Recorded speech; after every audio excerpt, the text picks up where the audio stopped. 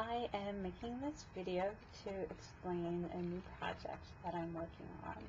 The project is a game to help me with the recovery process that I'm dealing with after I hit my head and got a concussion.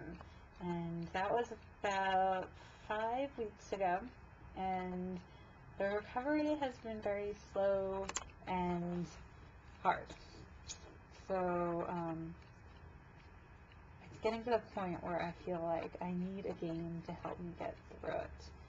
I was doing some research today about Post Concussion Syndrome, which is what I definitely have. That's where you have trouble concentrating, trouble doing any kind of serious planning, mental problem solving. In particular, I'm having a very hard time writing and also reading, and I get dizzy a lot. I get headaches and nauseous, that kind of thing. It's definitely getting better, but it's getting better slowly, and the medical the prognosis for this is that it might take 3 months for me to feel significantly better, which means 3 months that I can't really do any of my real work, 3 months that I can't go running so far. Running has made me really dizzy. Anyway, I can't even read. I can barely do email, so it's really frustrating. And I was doing research about people dealing with post-concussion syndrome, and there are a couple things that really struck me. One was the importance of maintaining optimism about your chances for full recovery.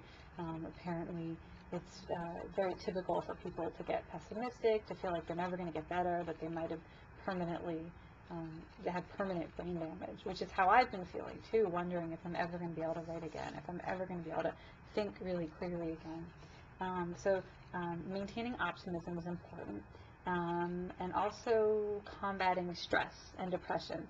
That if you let yourself feel stressed or get really depressed, and which is easy when you're not able to do anything, that it makes it much worse.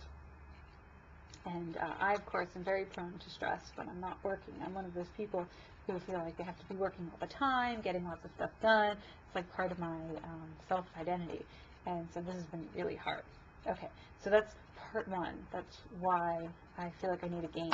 I can't play typical video games or computer games because it's too much for my brain to handle. Like when I try and play my favorite, one of my favorite computer games, Peggle, I get like way too stimulated. My brain's like angry, it hurts, and blah.